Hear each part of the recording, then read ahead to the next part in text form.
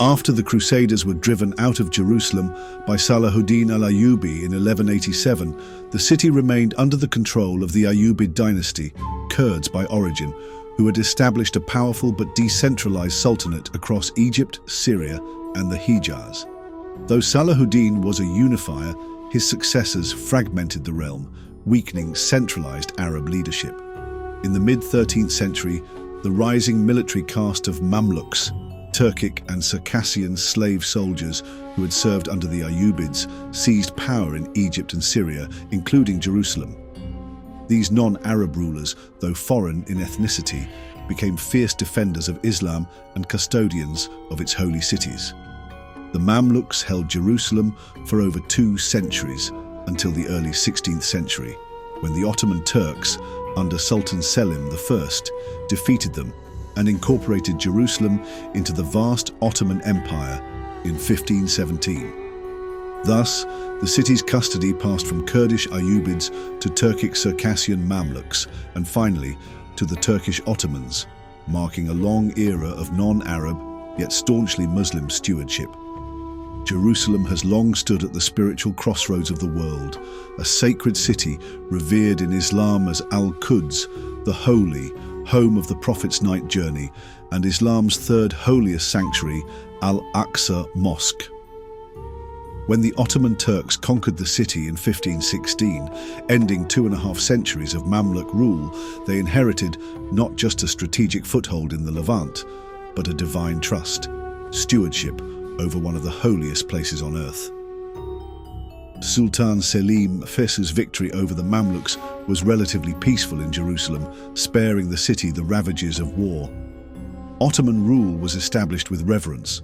The sultans in distant Istanbul understood that ruling Jerusalem meant becoming guardians of a sacred legacy shared by Muslims, Christians, and Jews alike.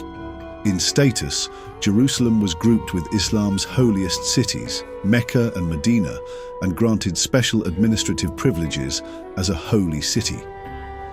This symbolic elevation reflected the Ottomans' self-image as successors to the caliphs, tasked by God to protect Beit al-Maqdis, the Holy House, and all its faithful inhabitants. Under the Ottomans, Jerusalem's diverse religious communities found a measure of protection. The city's Muslims, Christians, and Jews, though unequal in legal status, were all people of the book under Islamic law and thus enjoyed Ottoman tolerance in practicing their faiths. The Ottoman system of millets, religious communities, allowed each group internal autonomy. In Jerusalem, this meant churches and synagogues could operate and pilgrims could worship, so long as Ottoman authority and public order were respected. From the outset, Ottoman officials took pride in maintaining peace between the faiths. Indeed, the transfer of rule from Cairo to Istanbul brought stability. Early Ottoman governors kept order, and no widespread unrest marred the city's incorporation into the empire. Ottoman chronicles and local accounts speak of the calm that prevailed in these early years, a marked contrast to the bloody crusades that had soaked Jerusalem's stones in blood centuries before. Yet Ottoman Jerusalem was not merely a static relic to be preserved. The city would soon flourish anew under the guiding hand of one of the empire's greatest rulers, who saw in its walls and shrines an opportunity to glorify Islam and Ottoman piety. As the 16th century dawned, a magnificent chapter in Jerusalem's history was about to be written in stone by Sultan Suleiman I, forever remembered as the Magnificent. In the mid-1500s, Sultan Suleiman the Magnificent ushered in a golden age for Ottoman Jerusalem, embracing the holy city with both political foresight and personal devotion. Ascending to the throne in 1520, Suleiman was determined to leave his mark on Jerusalem as a pious Muslim ruler and heir to the legacy of prophet kings like David and Solomon, Suleiman's own namesake. Under his patronage, Jerusalem experienced a renaissance of restoration and construction, reinforcing its spiritual stature. Suleiman's most famous achievement was the complete rebuilding of Jerusalem's city walls, a grand project carried out between 1537 and 1541. The Sultan's engineers traced the outline of long-ruined Crusader and Ayyubid ramparts, erecting formidable fortifications 12 meters high and 4 kilometers long, crowned with 34 towers and punctuated by imposing stone gates. This was far more than a military exercise. It was an act laden with symbolism. Suleiman saw himself as a new Solomon, literally walling the holy city in splendor and safety. By crowning Jerusalem with walls of Jerusalem stone, he linked his reign to that of the ancient prophet king who first built the temple, a connection not lost on his subjects. In fact, Ottoman chronicles note that Suleiman chose to bear the name Suleiman with pride, aspiring to emulate the wise king's patronage of Jerusalem. Suleiman's improvements went beyond defensive walls. He sought to revive the city's infrastructure to serve both its residents and pilgrims.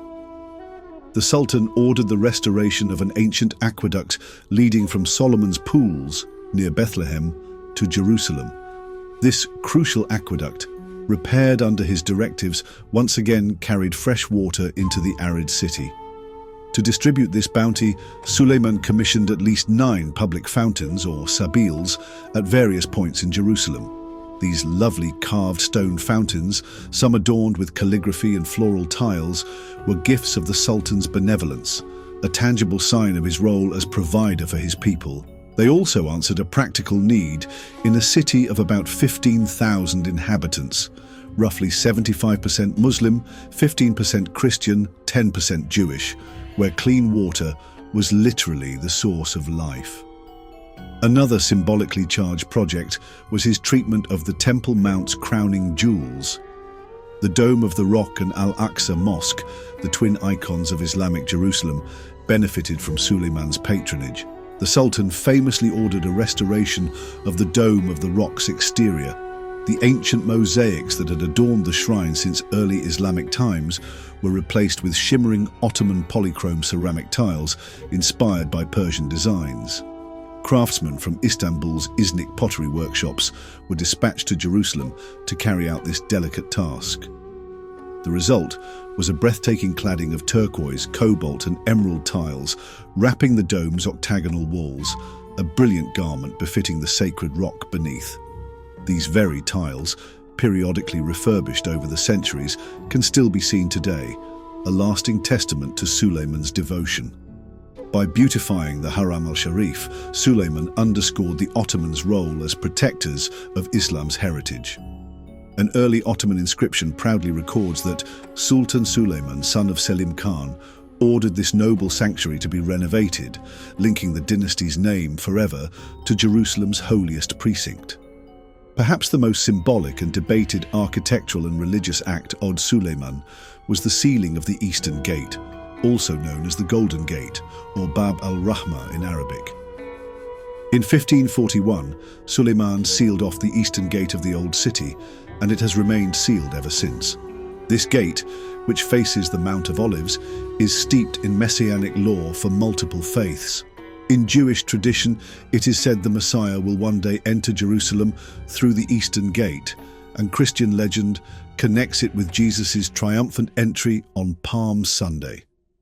Muslims too hold eschatological beliefs about this gate. Some identify it as the gate of judgment through which souls will pass at the end of days. Suleiman was likely aware of these prophecies. Sultan's sealing of the Eastern Gate was a symbolic and strategic act deeply rooted in both Islamic eschatology and religio-political foresight.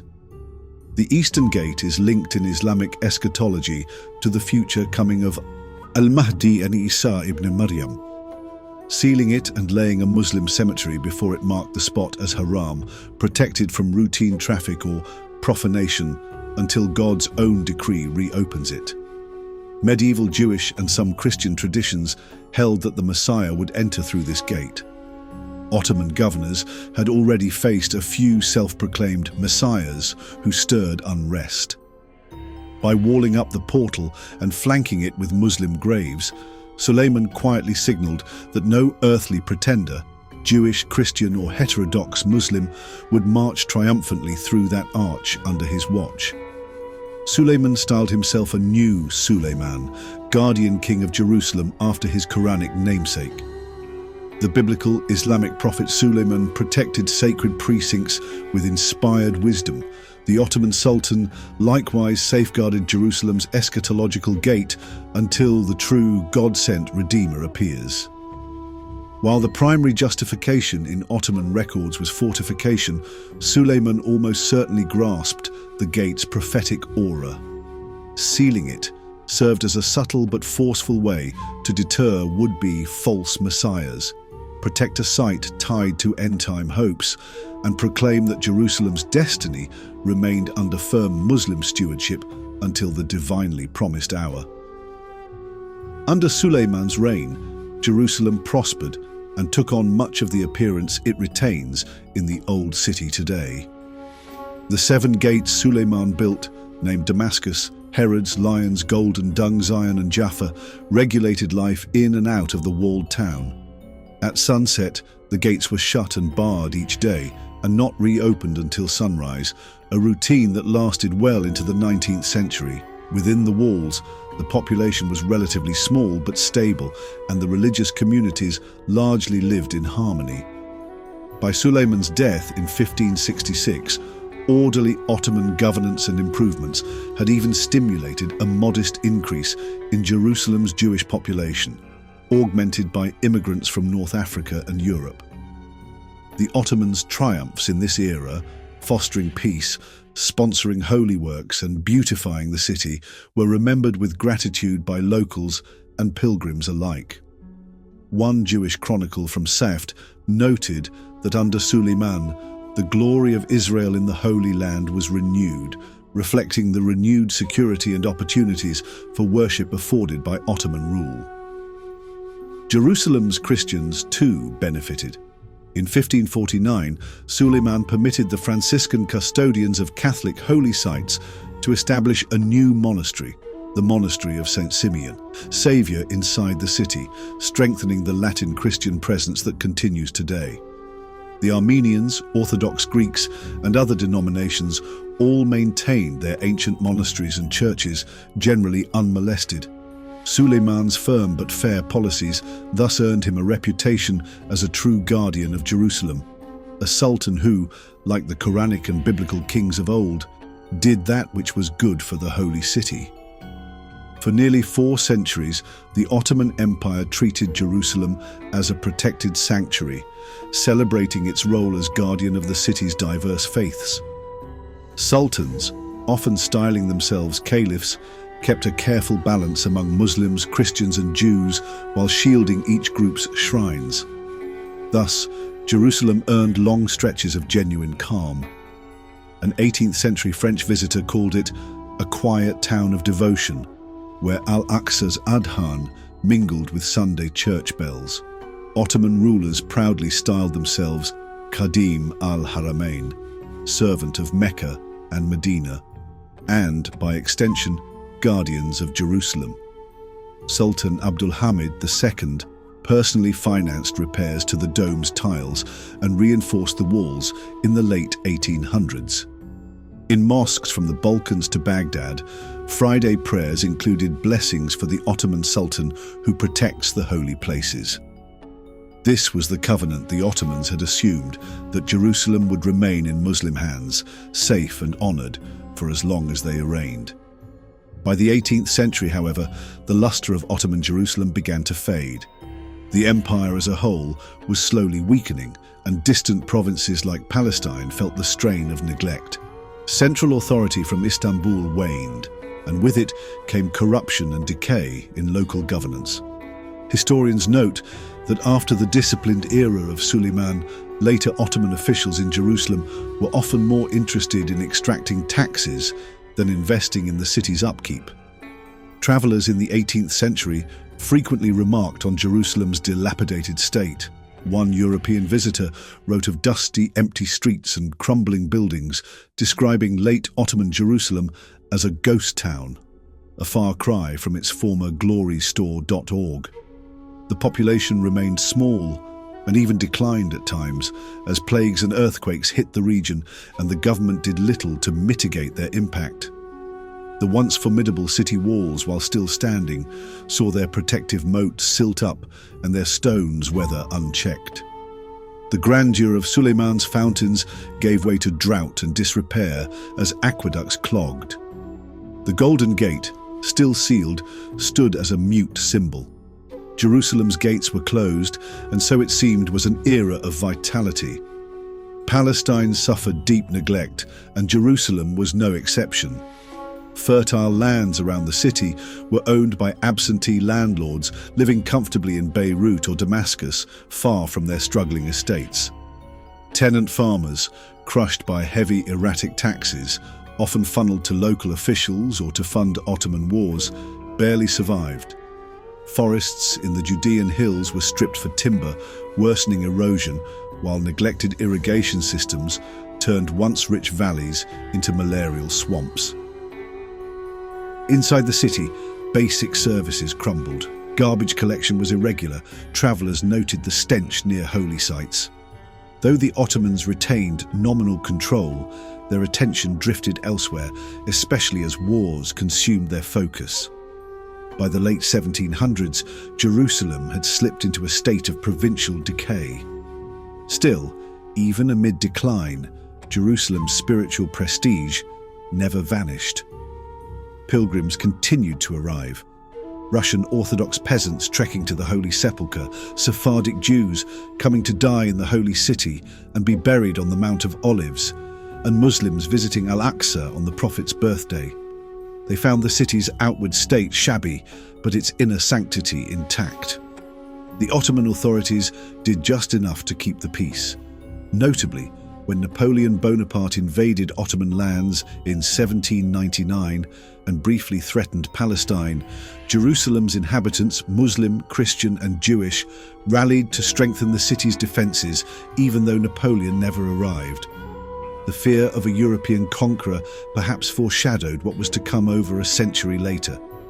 By 1800, the Ottomans remained in control, but Jerusalem was like a cherished relic, kept in a dusty cabinet, respected, even revered, yet poorly tended. Jerusalem, once a jewel of Suleiman's grandeur, sat exposed to every foreign consul, archaeologist, and would-be protector who sensed that Ottoman power was ebbing.